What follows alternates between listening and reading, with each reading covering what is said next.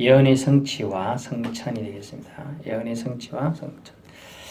예수님께서 자신에 대한 예언이 이루어짐에 대해 직접 말씀하신 대목입니다. 45절 성경은 육신의 눈으로 읽혀지는 것이 아니라 마음을 열어서 읽혀지는 것을 말하고 있어요. 성경이 육신의 눈으로 읽어지는 것이 아니라 마음을 열어 읽혀진다는 것이죠. 마음이 열린 자가 제대로 성경을 이해할 수 있음을 말해줍니다.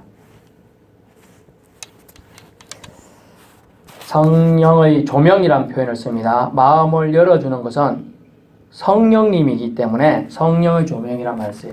마음이 준비되어 사모함으로 읽는 자가 깨달음을 즉 이해력이 생기게 된다는 것이죠.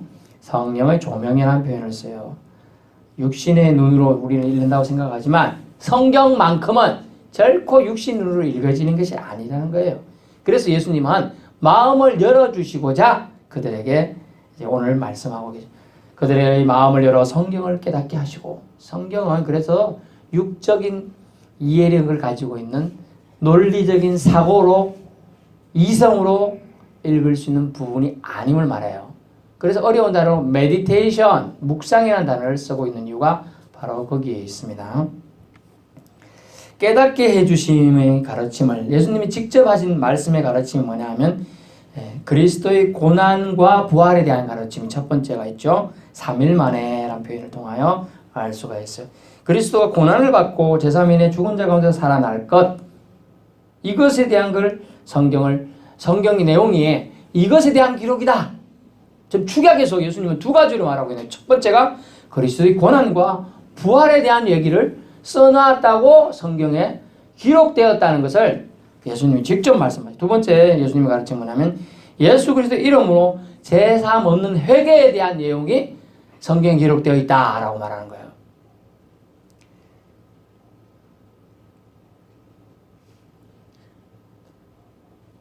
예수 이름으로 제사함 얻는 회개의 선언을 하고 계셔요. 예수 그리스도 그분께서는 제사함 얻는 회개의 선언을 하셨다는 걸 알 수가 있어요. 예수 그리스도 그 회개의 선언은 어디서부터? 예루살렘으로부터 온 족속에게 전해지게 된 회개의 선언이에요. 그래서 회개의 선언에 대한 얘기를 하고 있어요.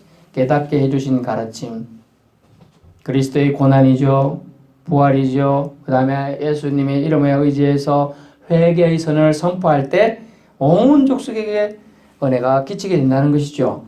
성경의 내용이 66권의 이런 내용이 성경이 이렇게 두꺼운 책이 있지만은 예수 그리스도가 고난받으실 것과 3일 만에 부활할 것, 그것에 대한 첫 번째 여기고 예언이고 그것의 성취고, 두 번째가 예수 그리스도의 이름을 의지하여 회개할 때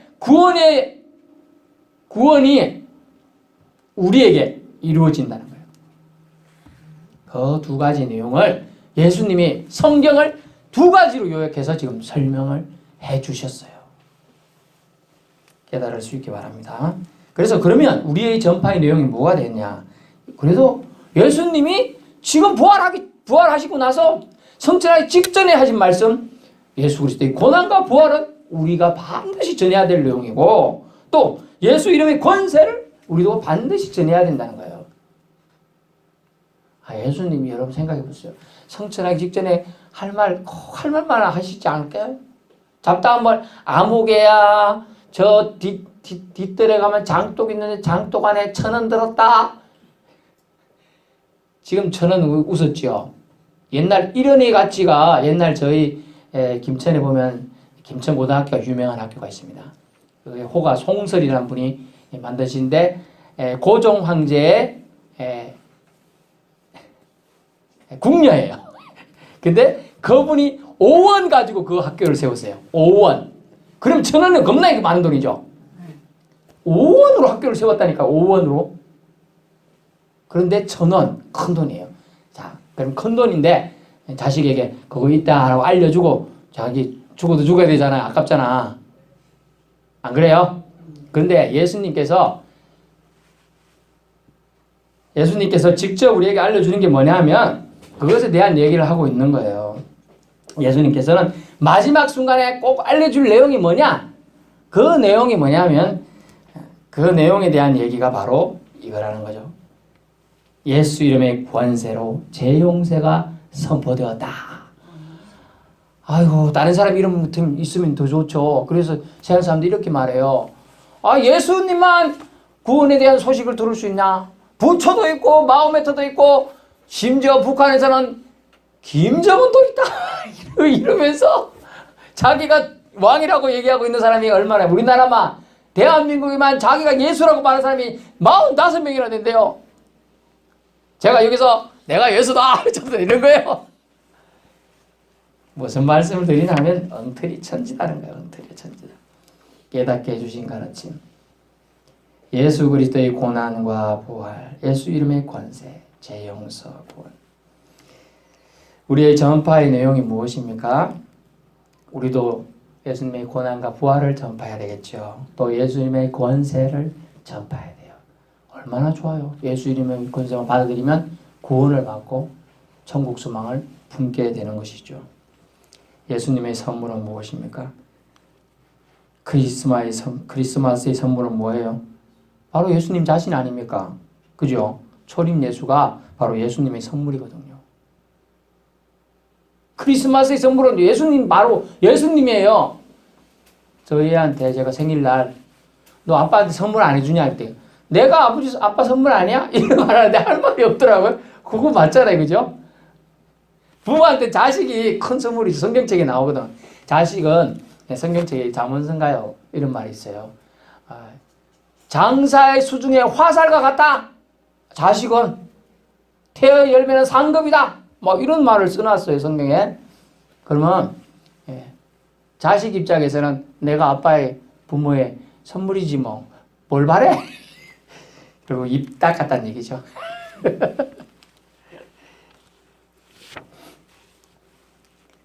크리스마스 때 선물, 바로 예수님 자신입니다. 부활 후 성전 직전의 선물을 주님은 우리에게 말씀하셨는데 그것은 바로 성령이라는 거예요. 성령. 성령을 보내주시겠다 했다는 거죠. 성령. 하나님 아버지의 약속의 선물, 바로 성령을 보내주시겠다. 성령 받음의 특징은 위로부터 능력이 온다는 거예요. 위로부터. 성령 받음의 특징은 위로부터 능력이 온다. 잘 들으세요. 위로부터 오는 거예요. 아래로 오는 거, 땅 속에서 오는 거 아니에요. 옆에서, 물 속에서 오는 거 아니에요. 위로부터. 위는 뭐냐면 권위의 상징. 하늘의 권능을 상징해요. 위는. 골로새서에 보면 너희는 위의 것을 사모하라 말했어요. 복음 전파의 특징은요. 성령을 받고 움직여야 되면 오늘 또 예수님은 말씀해 주고 있습니다. 너희는 위로부터 능력으로 입혀질 때까지 이 성에 머물라는 거예요. 내가 능력 없이 행하면 사탄 막에 느리게 깜이 되든지 오히려 밥이 된다. 그러니 능력이 힘입을 때까지 기다려라 라고. 복음 전파의 특징 뭐라고요? 성령 받고 움직여라. 성령은 하나님 아버지의 약속된 선물입니다. 보내주시겠다 했어요. 그러면 보내주시겠죠. 축복하셨어요. 예수님의 선물. 세 번째. 첫 번째 뭐였어요? 예수님 선물은 크리스마스를 동안 자신을 우리에게 드린 거, 주신 거. 두 번째는 부활로 성경전에 보혜사를 보내주시겠다는 선물. 세 번째 축복해 주시는 직접적인 선물을 했어요. 베다니 앞에서 축복의 결과. 본문에 보니까 이런 말이 있네.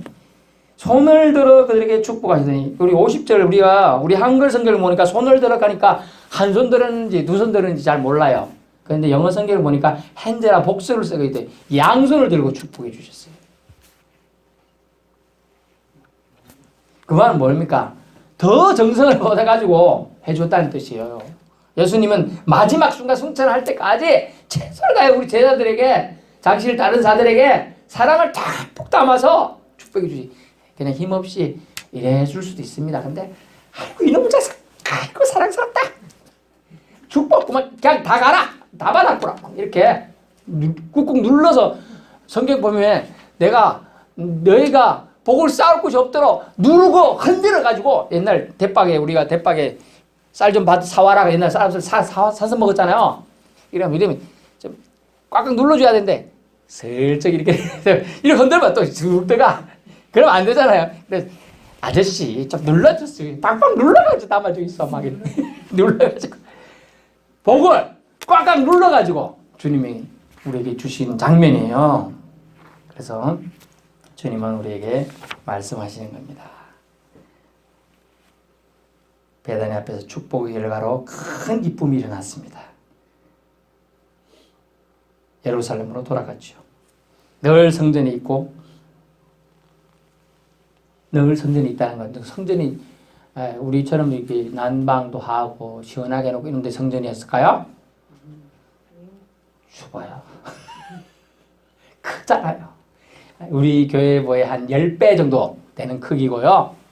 그리고 춥고 또 뭐가 있느냐. 지도 막 댕겨요. 지뢰다니에요. 박쥐도 있어요. 심지어 거미도 막 지뢰다니고 많아요.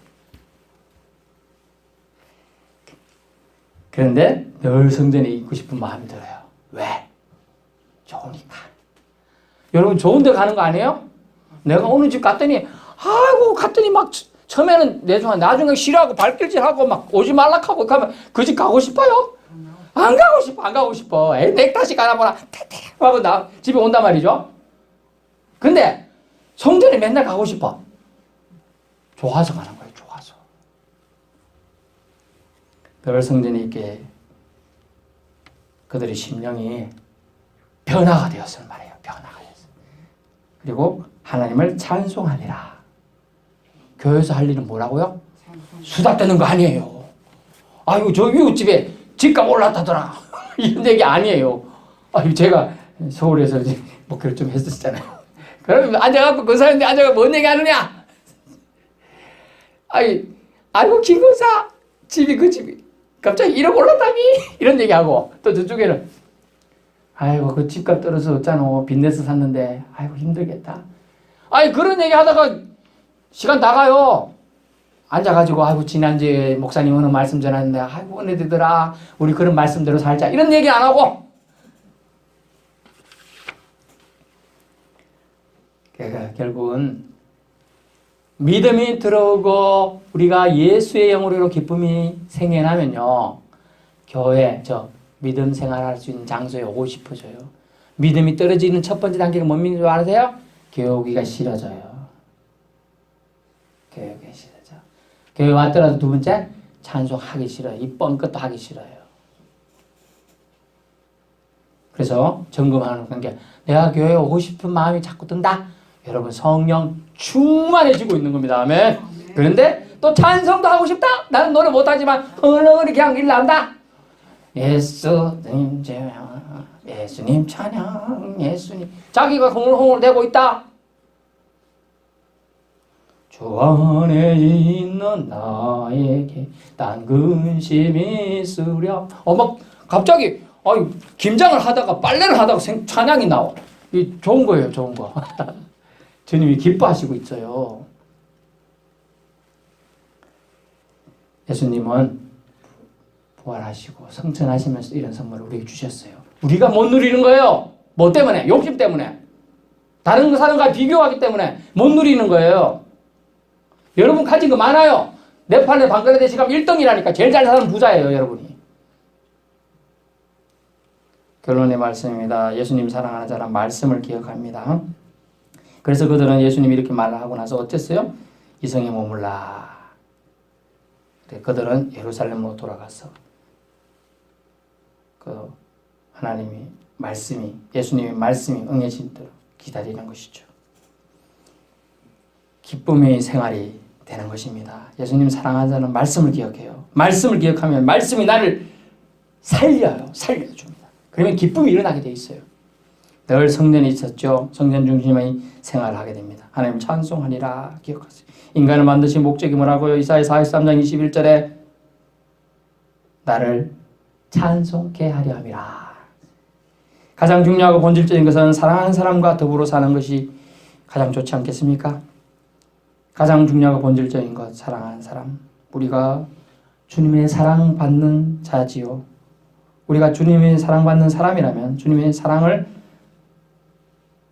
또 전하는 자가 되어야 될 줄로 믿습니다. 주님은 가장 기뻐하시는 일은 우리가 주님의 사랑을 전할 때 가장 기뻐하셔요. 그래서 천국에서는 잔치가 벌어질 일이 바로 주님의 사랑을 전하는 일이고, 다니엘서를 보내면 네가 주님의 사랑을 전할 때 저 하늘에 있는 별과 같이 빛나리라 라고 선포해주고 있어요. 여러분은 뭐 별처럼 빛날 일 뭐 할 수 있겠어요, 여러분이? 전에 말했잖아요.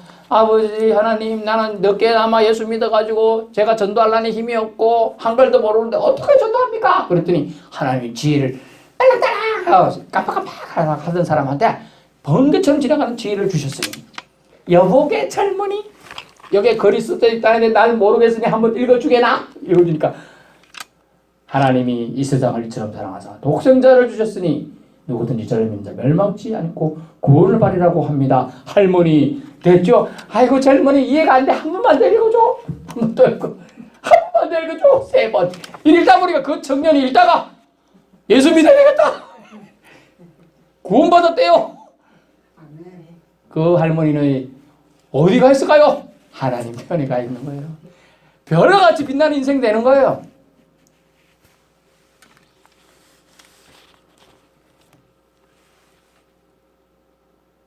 무엇보다 예수님 말씀대로 성령을 우리는 기다리는 삶을 또한 살아야 되겠죠. 예수님 말씀대로 사도행전 1장 8절부터 11절까지 기다렸습니다. 그러자 2장 1절부터 13절에 성령이 각 사람 위에 내리게 되는 겁니다. 예수님 말씀대로 우리는 다시 오실 주님을 기뻐하며 성전 생활하며 하나님 찬송하며 함께 기다리는 우리 비토교회 성도들 되실 수 있기를 축원합니다. 기도합니다.